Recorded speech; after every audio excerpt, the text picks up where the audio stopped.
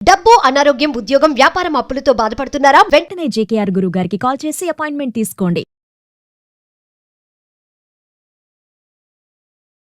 నమస్తే గురుగారు. నమస్తే అమ్మా. గురుగారు, ఇప్పుడు మనం అనుకున్నవన్నీ జరగాలి, కోరికలన్నీ తీరిపోవాలి, అపర కుబేర్లు అయిపోవాలి అంటే మనలో ఏది వదిలేస్తే మనం అనుకున్నవన్నీ జరుగుతాయి అంటే ఏం వదిలేయాలంటారు అసలు? మంచి క్వశ్చన్ అడిగారమ్మా. వాస్తవంగా ప్రతి మనిషికి కోటేశ్వరులు కావాలి, హ్యాపీగా ఆనందంగా జీవితం సాగాలనే కోరుకుంటారు. అంటే బంధాలతో హ్యాపీగా ఉండాలని కోరుకుంటారు. మరి మనలో కొన్ని త్యాగం చేస్తే మనకి భగవంతుడు కొన్ని ఇస్తాడు. ఏం త్యాగం చేయాలి అని చాలా మందిలో సందేహం మొదలై ఉంటుంది. అందరికీ తెలుసు, తన కోపమే తన శత్రువు, తన శాంతయే తనకు రక్ష అని మనం చదివి ఉన్నాం. అంటే నువ్వు వదలవలసింది కోపాన్ని, నువ్వు వదలవలసింది ఈర్ష్యని, ద్వేషాన్ని. ఎదుటి వ్యక్తిని ద్వేషించకూడదు, ఎదుటి వ్యక్తి పైన ఈర్ష్య పడకూడదు, అసూయ పడకూడదు, అలాగే కోపాన్ని తెచ్చుకోకూడదు. కాబట్టి ఎవరైతే ఈ క్వాలిటీస్ను వదిలేస్తారో, త్యాగం చేస్తారో, మీకు భగవంతుడు అన్నీ ఇచ్చేస్తాడమ్మా. కోటేశ్వరులు అవటానికి ఒకే ఒక్క ఉపాయం కోపాన్ని వదలటమే. ఏనాడో మనకి చిన్నప్పుడే చదివేసుకున్నాం ఈ పద్యాన్ని, కానీ ఆచరణలో మాత్రం పెట్టలేకపోతున్నాం. నేనైనా నువ్వైనా ఇది ఆచరణలో పెట్టలేకపోతున్నాం. పెట్టినవాడు మాత్రము అందరితో హ్యాపీగా మింగిల్ అవుతా ఉన్నాడు, అనుకున్న గోల్స్ రీచ్ అవుతా ఉన్నాడు, మంచి ఆలోచన కలిగి ఉన్నాడు. మరి ఈ కోపాన్ని అధిగమించాలంటే మీరు చేయవలసిన మంత్రం ఏమిటి? ఓం నిష్క్రోధ క్రోధ సమన్యే నమః అనే మంత్రాన్ని ప్రతినిత్యము కూడా 108 సార్లు కానీ లేక ఒక పావు గంట 10 నిమిషాల్లో చేయాలి. దీంతో పాటుగా మీరు ఈ యొక్క బొటన వేలుతో ఉంగరవేలుని ఈ భాగమందు, ఉంగరవేలులో ఈ భాగమందు ప్రెస్ చేయాలి. ఎందుకని? పంచభూతాలలో భూతత్వం కలిగిన వేలం. ఇది నీరు, ఇది భూమి, ఓకే, ఇది ఆకాశం, ఇది వాయువు, ఇది అగ్ని. ఈ పంచభూతాలు మన 5 వేళ్లలో ఉన్నాయి. కాబట్టి ఈ పంచభూతాలలో భూతత్వము అంటే ఏంటి? భూదేవికి ఎంత శాంతి, ఓర్పు, దయ లేకపోతే ప్రతినిత్యం మన ఎంత మందిని మోస్తూ ఉందమ్మా. ఓపిక ఉంది, ఓర్పు ఉంది, సహనం ఉంది. అందువల్ల భూతత్వం కలిగిన ఈ వేలు దగ్గర ఈ అగ్నితత్వంతో కలిగిన ఏలుతో అంటే బొటన వేలుతో ఇక్కడ ప్రెస్ చేయాలి. ఉంగరం పెట్టుకునే చోట ఈ భాగంలో ఇలా ప్రెస్ చేస్తూ ఉండాలి. చేసి ఈ మంత్రాన్ని చదువుతూ ఉన్నట్లయితే మీలో కోపము క్రమక్రమేపీ తగ్గుతుంది. అంటే కోపమే అన్నిటికీ కారణం అంటారా? అదేనమ్మా, మనం ఏ పని జరగాలన్నా ధనం మూలం ఏక జగత్ అంటాం. అదే విధంగా ఏ కర్మని మనం కొనుక్కుని తెచ్చుకోవాలన్నా కోపమే. ఎదుటి వ్యక్తితో గొడవ రావాలంటే కోపమే. అలాగే మన సరైన ఆలోచనలు రాకుండా ఉండాలన్నా కూడా కోపమే. కోపంలో ఉన్నప్పుడు ఏ నిర్ణయం మనం సరిగా తీసుకోలేము. ఒక్కోసారి మనం ఏం చేస్తాం? కోపంలో ఉన్నప్పుడు మనమే హింసించుకుంటాం, అలాగే ఎదుటి వారిని హింసిస్తాం మాటలతో, చేతలతో. అందువల్ల కోపము ఒక్కటి నశిస్తే మనలో అన్ని చెడు గుణాలు నశించిపోతాయి. దీనికి ఉదాహరణ ఏంటంటే దుర్యోధనుడు కోపంతో, ఈర్ష్యతో ఆయన 100 అన్నదమ్ములని కూడా 100 మందిని కూడా పోగొట్టుకున్నాడు, రాజ్యాన్ని కోల్పోయాడు.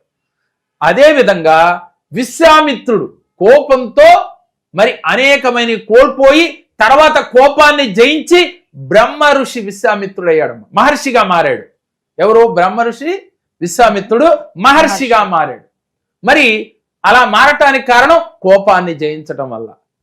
అదేవిధంగా మనం కొంతమందిని పురాణాల్లో చూసుకుంటే కోపం వల్ల అనేకమైనవి కోల్పోయారు. శిశుబాలుడు కావచ్చు, శిశుబాలుడు కూడా ఈర్ష్యం, కోపము, అసూయ వల్లే ఆయన కృష్ణుడి చేతిలో తను సాధించాడు.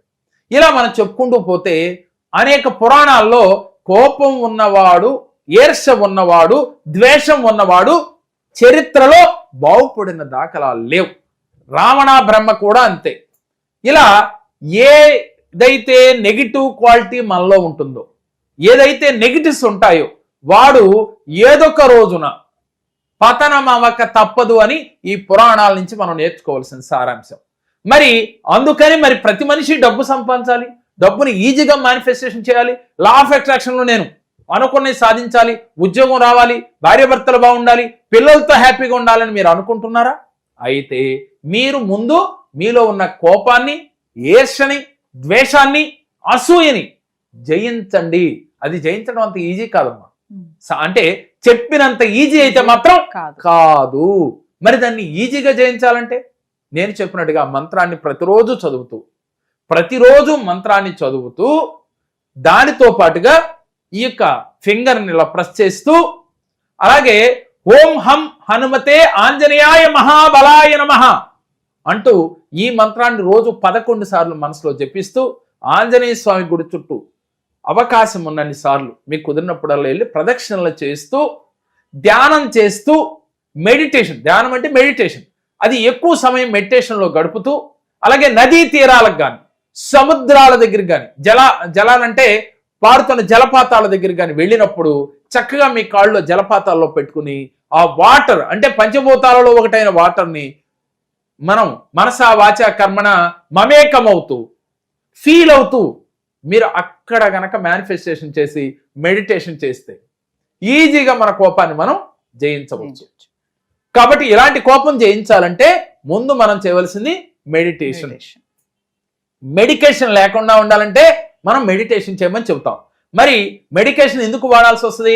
అనారోగ్య సమస్యలు వస్తే మెడికేషన్ తీసుకుంటాం. మరి అనారోగ్య సమస్యలు ఎందుకు వస్తాయి అంటే కోపం వల్ల. కోపం ఎక్కువ ఉంటే ఏమొస్తుందమ్మా? బీపీ వస్తుంది. అలాగే బీపీ ఉంటుంది, షుగర్ ఉంటుంది, హార్ట్ అటాక్లు కూడా వస్తాయి. మరి ఇన్ని రావడానికి కారణం కోపమే. టెన్షన్ కోపము, అసూయ ఈర్ష ద్వేషము, వీటి వల్లే కదా. వీటిని మనం జయించాలి అంటే మెడిటేషన్ చెయ్యాలి. అలాగే మనకు బాగా కోపం వచ్చేసింది, దాన్ని తప్పించాలి, మనం వెంటనే బయటికి రావాలి అంటే మీరు వెంటనే ఏం చేయాలంటే ఆ వ్యక్తిలో కోపం వచ్చింది, మీ మీదైనా కోపం వచ్చిందిరా, కానీ మీరు ఏదో చిన్న మాట అన్నందుకు కోపం వచ్చింది, కానీ గతంలో మీరు చాలా నా కోసం మంచి చేస్తున్నారు, ఆ మంచిని వెంటనే గుర్తెచ్చుకోగలిగితే ఆ సమయంలో రాదు. అలా రావటానికి కోసం మీరు ట్రై చేయాలి. ఒకసారిగా అయితే 2 సార్లు, 2 సార్లుగా అయితే 3 సార్లు, అప్పుడు వెంటనే కోపం క్రమక్రమేపీ తగ్గుతుంది. ఈ లోపుగా ఈ చాంటింగ్ చేయాలి. చాంటింగ్ చేసేటప్పుడు మైండ్ డైవర్ట్ అవుతుంది, వెంటనే కోపం నుంచి బయటికి రాగలుగుతాం. ఇలా గనక మీరు ప్రాక్టీస్ చేస్తే మీరు కోపాన్ని జయించవచ్చు. ఈ కోపాన్ని జయిస్తే అష్టైశ్వర్యాలు పొందుతారు. ఎట్లా కోపం జయిస్తే అష్టైశ్వర్యాలు వస్తాయి అంటే, మీరు ఎప్పుడైతే కోపాన్ని జయించారో మీరు చేస్తున్న వృత్తి, ఉద్యోగ, వ్యాపారాలలో మనసు పెట్టి చేయగలుగుతారు. మీరు పాజిటివ్గా ఆలోచించగలుగుతారు, అంటే లాజిక్ వాడగలుగుతారు. మ్యాజిక్లు జరుగుతాయి మీ జీవితంలో. మరి మ్యాజిక్ జరగాలంటే లాజిక్ వాడాలి. లాజిక్ వాడాలంటే కోపాన్ని జయించాలి. మరి మీరు అందరూ లాజిక్ వాడతాం, అందరికీ మ్యాజిక్లు జరుగుతాయా అంటే కోపం లేనివాడు లాజిక్ ఆలోచిస్తాడు, బ్రెయిన్ వాడతాడు. వాడితే వారి జీవితంలో ఈజీగా మనీని పొందగలుగుతారు. మనీయే కదమ్మా, దేన్నైనా సాధించాలంటే మన మనసులో ఘర్షణ లేకుండా ఉండాలి. ఘర్షణ ఎందుకు వస్తుంది? డౌట్ వచ్చినా, కోపం వచ్చినా, ఈర్ష్య వచ్చినా, ద్వేషం వచ్చినా ఘర్షణ వస్తుంది. అలాంటి ఘర్షణ లేకుండా ఉంటే మీరు ఈజీగా మేనిఫెస్టేషన్ చేస్తారు, ఈజీగా యూనివర్స్ కనెక్ట్ అవుతాయి, పంచభూతాలు కనెక్ట్ అవుతాయి, అష్టైశ్వర్యాలు మీ చెంతనే ఉంటాయి. అలాగే మన మణి మంత్ర క్లాసులో తల్లి ప్రతి నెల మనం చేస్తూ ఉన్నాం. ఈ చేసే క్లాసులో ఇలాంటి టెక్నిక్స్ అనేకమైన చెప్తూ ఉన్నాం. అంటే ఏ కార్యక్రమాలు మనం చేస్తే, అంటే ప్రతినిత్యం దైనందిన జీవితంలో కోపాన్ని జయించడం ఎలా అనేది కూడా చాలా ఇంపార్టెంట్. ఎలాంటి మెడిటేషన్ చేస్తే కోపాన్ని జయించగలం, అదేవిధంగా జీవితంలో ఉన్నత శిఖరాలను మనం అవరోధించాలి అంటే ఏం చేయాలి, అలాగే జీవితంలో విజయ మార్గంలో నడవాలంటే మనం ఏం చేయాలి, ప్రతినిత్యం ఉదయం లేచిన కానించి రాత్రి పడుకునే వరకు జీవితంలో ఎలా ఉండాలి, ఈ అనంత బ్రహ్మాండం అంతా మీకు అనుకూలంగా మారాలంటే, యూనివర్స్ మిమ్మల్ని ఎస్పాస్ అనాలి అంటే, యూనివర్స్ మీతో కనెక్ట్ అవ్వాలి అంటే, మీరు నమ్మిన దైవం యొక్క అనుగ్రహం మీకు కలగాలి అంటే, మీరు ఎప్పుడు పుష్కలంగా డబ్బుతో, ఆనందంతో, ఐశ్వర్యంతో మీరు తోగాలి అంటే మా మణి మంత్ర క్లాసులో ఒక్కసారి జాయిన్ అయ్యి చూడండి. మీ జీవితంలో డబ్బు, సంపద, ఆరోగ్యం, ఆనందం ఎప్పుడు ఉంటాయి. కానీ మీరు ధైర్యం చేసి ఒక్కసారి జాయిన్ అయ్యి చూస్తే మీ జీవితమే అద్భుతంగా మారిపోతుంది. కావాలంటే ప్రాక్టికల్ గా చేసిన వారి అనుభవాలను మేము వీడియో ద్వారా మీకు పెడుతూ ఉన్నాం. మీలో ఎవరైనా ఇలాంటి సమస్యలతో బాధపడుతున్నారా? మరి యూనివర్స్ తో ఎలా కనెక్ట్ అవ్వాలి, కనెక్ట్ అయితే ఎలాంటి విజయాలు సాధిస్తారు, ఇలాంటివన్నీ తెలుసుకోవాలంటే ఏప్రిల్లో జరగబోయే గురువు గారి మనీ మంత్ర ఆన్లైన్ క్లాసెస్ కి ఖచ్చితంగా ఎన్రోల్ చేసుకోండి. కింద కనిపిస్తున్న నెంబర్ కాల్ చేస్తే మా టీం మీకు అందుబాటులో ఉంటుంది. సో కొంచెం ఫైనాన్షియల్ డిస్టర్బెన్సెస్ వల్ల, ఇంకో ఇంట్లో కొంచెం మనశ్శాంతి లేకపోవడం వల్ల సార్ దగ్గరికి వచ్చాను. సార్ మా ఇద్దరు జాతకాలు చూశారు అండ్ రెమెడీస్ చెప్పారు. వాళ్ళు చెప్పిన రెమెడీస్ మేము పాటించి ఒక 1 year తర్వాత మేము ఈ వీడియో చేస్తున్నాము. మాకు చాలా మంచిగా జరిగింది. ఎంత మంచిగా జరిగిందంటే ఒక 50% మా మైండ్ లో ఉన్న టెన్షన్స్ అన్ని వెళ్ళిపోయాయి. నమస్తే గురుగారు. నమస్కారం అమ్మా.